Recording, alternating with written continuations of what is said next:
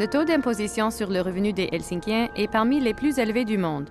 C'est qu'en plus de l'impôt fédéral, les habitants de la ville paient des impôts municipaux pouvant atteindre 21% de leurs revenus. En contrepartie, les services offerts à la population sont exceptionnels. Tuulin pitkin Turun teitä, hämäläisten härkäteitä. Et tout commence par le soutien à la famille.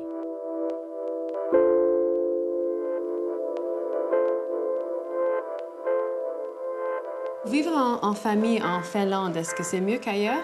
Il y a pas mal d'avantages. La Finlande est assez protectrice pour les familles, surtout pour les mères en général. Oui, je crois aussi. Ouais. À partir du moment où la mère est enceinte, il y a quelqu'un qui suit la future mère pendant toute la grossesse et après la grossesse. Pour les familles, en tout cas, il y a un organisme qui s'appelle Kela et qui est en charge de toutes les aides sociales. Ouais, je gagne maintenant chaque mois 1200 €. C'est l'État qui donne l'argent et c'est bien. Est-ce que c'est un échange juste que les Finlandais ont des impôts très hauts, mais en même temps, ils reçoivent beaucoup à cause de ça? C'est assez juste parce que, par exemple, pour le système de l'éducation, tout le monde bénéficie d'une bourse d'études. Et donc, à un certain moment, ceux qui payent plus tard les taxes, eux-mêmes ont bénéficié à un certain moment de ce même système. Donc, d'une certaine manière, je trouve ça assez juste comme système d'échange, qu'on paye des taxes et en échange, on a le droit à tous ces avantages pour la famille, pour les études. La qualité et la quantité des services sociaux offerts à Helsinki témoignent de l'importance qu'on accorde à la famille. Hôpitaux municipaux gratuits, places en garderie pour les enfants de moins de 7 ans, congés parentaux exemplaires, soutien financier aux familles, subventions et aides au logement pour les étudiants. Il y a beaucoup d'avantages de vivre ici. Ouais. Ils ont réussi à construire un système de protection sociale ou d'aide sociale assez haut.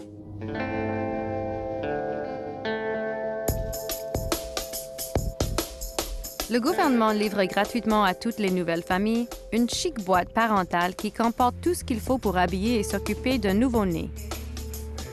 Dans cette boîte, on trouve vraiment tout.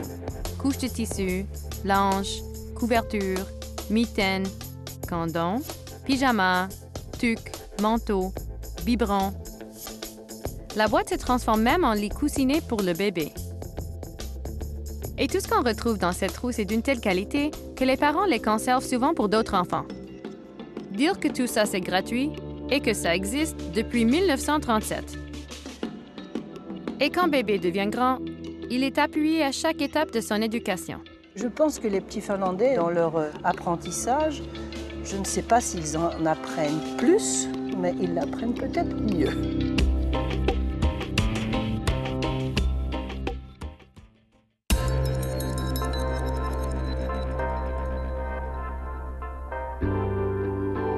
Le système d'éducation finlandais est depuis longtemps au premier rang mondial de l'Organisation de coopération et de développement économique.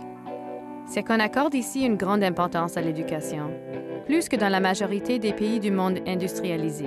Je pense que les petits Finlandais, dans leur apprentissage, je ne sais pas s'ils en apprennent plus, mais ils l'apprennent peut-être mieux, puisque ce sont eux qui ont le moins d'heures à l'école, le moins de devoirs à la maison, mais ils réussissent le mieux.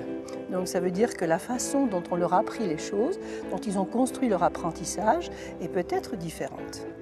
On y enseigne d'ailleurs plusieurs langues dès le primaire. Finnois, suédois, anglais, français et russe. Claude Antila fait le tour du monde pour parler de ce système unique. Les enfants apprennent la même chose ici qu'ailleurs? Absolument. Dans toutes les écoles, on a exactement le même enseignement. Donc c'est ça peut-être la force du système éducatif, c'est que dans chaque quartier, peu importe, on pourrait croire que les classes sociales ont été un peu effacées, que les enfants ont tous les mêmes possibilités d'apprendre la même chose. Donc vous iriez ailleurs, eh bien ça serait exactement les mêmes programmes, les mêmes choses. On met l'accent sur l'enfant d'abord, ça c'est le plus important. Et on laisse aux enfants le temps d'être des enfants aussi. Le jeu, on commence l'école à 7 ans, imaginez. C'est un des rares pays, peut-être le seul, où on continue à ne commencer l'école obligatoire qu'à l'âge de 7 ans. Mais ils sont mûrs et ils vont 2 fois plus vite. Ils sont si bien préparés, la classe d'avant, qu'ils rattrapent ce que les autres ont commencé une année plus tôt. Donc je pense que c'est une bonne chose aussi. Quelle belle école! Quel beau milieu pour apprendre! Nous sommes pourtant dans une école du système public. Il n'y a d'ailleurs pas de système privé ici. Avec la qualité de l'éducation offerte à tous, ce n'est tout simplement pas un besoin. Vous allez voir, quelquefois ça fait beaucoup de bruit, mais ce sont les enfants qui travaillent en groupe, qui sont toujours 2 par 2 ou 4 par 4, et qui essayent de se poser des questions, qui cherchent, qui vont à la bibliothèque, qui vont sur l'ordinateur. Et puis après, le professeur, il est là pour guider, bien sûr, mais après, il corrige, il met au point, et après, ensuite, on ouvre un livre et on voit que c'est tout ce qu'on avait découvert par soi-même. Donc je pense que ça, c'était la chose la plus différente, les relations entre professeurs et élèves. Le professeur suit sa classe autant que c'est possible. Donc il apprend en classe 1, 2, 3, 4, 5. Un professeur de langue commencera avec des enfants en classe 3 et peut-être jusqu'au baccalauréat. Il aura le même groupe. Donc forcément, ils se connaissent. Et forcément, ça va mieux. Et les relations sont différentes. Le gouvernement investit à peu près le même montant que la France en éducation, soit 6 % de son PIB. C'est moins qu'au Canada où on investit 6,2 % du PIB. Mais pourquoi donc ce système est-il le meilleur au monde? Les repas sont gratuits, l'éducation est gratuite, le transport est gratuit. Les fournitures sont gratuites. Équipés pour tout ça? L'État. Comment? Mais l'État qui ne paye pas plus, d'ailleurs, l'éducation n'est pas plus chère. En Finlande, je ne sais plus trop, c'est la moyenne de l'OCDE, mais c'était par exemple moins cher que la France. On a fait des compromis et des économies sur l'administration. On a quand même un peu simplifié l'administration.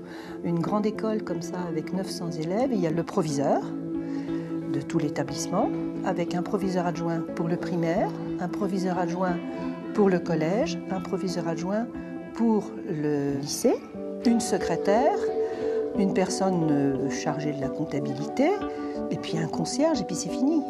On a fait des économies. Donc c'est la raison aussi pour laquelle les charges revenant aux enseignants sont plus lourdes que par le passé. Mais bon, c'est comme ça, c'est dans le profit du poste. Tout livre, tout cahier, crayon, papier sont 100% gratuits jusqu'à 16 ans. Et après au lycée, qui n'est plus obligatoire, les enfants peuvent ou bien continuer le lycée ou bien aller dans une école professionnelle. À ce moment-là, ils ont encore les repas gratuits. Ils ont encore les transports, etc., mais ils doivent acheter leurs livres.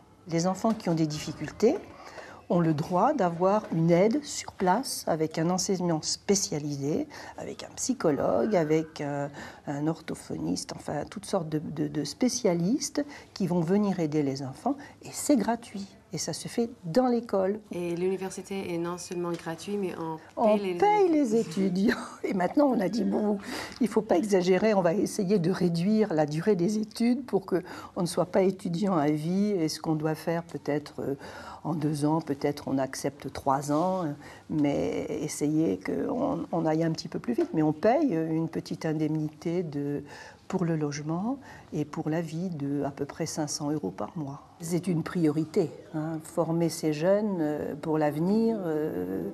Je pense que la Finlande a intérêt, il n'y a pas de pétrole ici, donc il faut bien que ce soit la matière grise qui fasse la richesse du pays.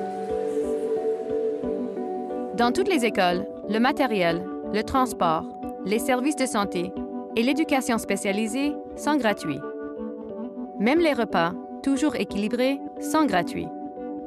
Il faut croire qu'on a compris que bien manger, c'est être disposé à mieux apprendre. Les élèves, a priori, veulent apprendre, comprennent qu'ils sont à l'école pour leur propre bien-être, pour créer leur propre futur.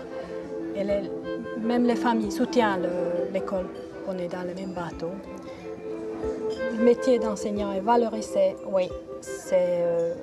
Quand on demande des gens quel métier ils apprécient, et souvent les professeurs, les instituteurs viennent tout de suite après les médecins.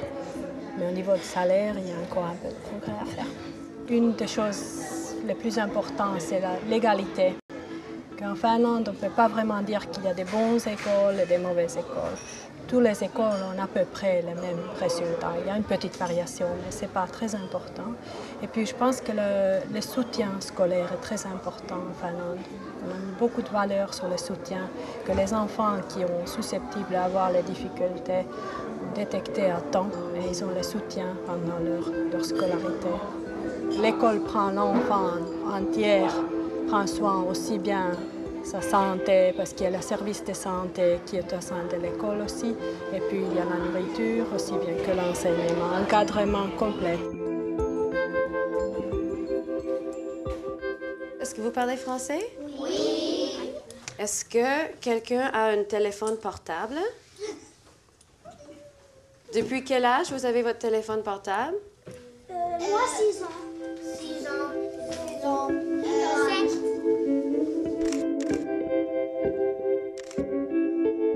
Comme on le voit ici, à Helsinki, la technologie, ça ne fait peur à personne. Des téléphones portables à 6 ans, rien d'impressionnant là-dedans.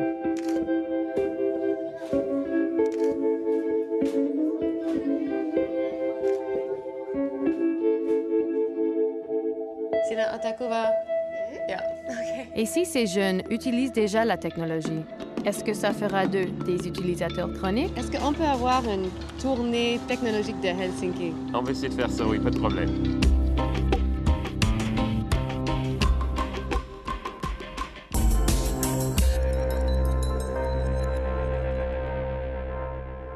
Croyez-le ou non, Helsinki, ville nordique qu'on connaît très peu, située au beau milieu des forêts et de l'eau, est une des villes les plus technologiques du monde.